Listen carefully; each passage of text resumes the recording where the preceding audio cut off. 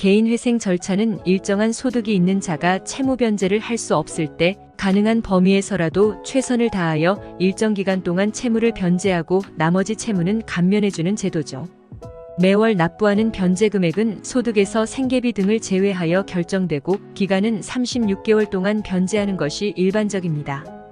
이는 채무자가 성실하게 변제금을 납부하여 일상으로 복귀하는 길을 열어주지만 상당히 긴 기간에 걸쳐 채무 변제를 해야 하므로 사정에 변수가 생기는 채무자는 중간에 변제금 납부를 하지 못하여 회생 결정이 폐지되는 경우도 있어 쉽지 않습니다.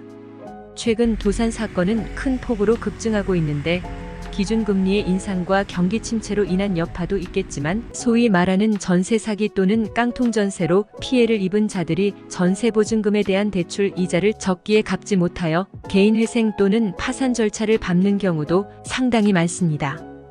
대법원은 올해 수원과 부산회생법원을 개원하고 도산 사건을 신속하고 전문적으로 처리하기 위하여 회생법원 협의체를 구성하기도 하는 등 개인회생 및 파산 절차를 밟는 이들에게 제도의 접근성을 높이려는 노력 및 필요한 지원과 여건 마련을 하고 있습니다. 법원은 전세보증금을 반환받지 못한 채 전세대출금을 전액 갚아야 하는 채무자의 경우 채무 탕감 시기를 36개월에서 24개월 안팎으로 단축시켜주는데 전세 사기 피해자를 성실하지만 불운한 채무자로 보고 적극 지원하겠다는 취지입니다. 물론 채무자의 구체적인 사안에 따라 차이는 있을 수 있지만 대체적으로 탕감 기간은 2년 정도로 정해질 것으로 예상됩니다. 매달 소득의 상당 부분을 변제해야 하는 상황에서 약 1년가량의 기간을 줄여주는 것은 매우 큰 혜택입니다.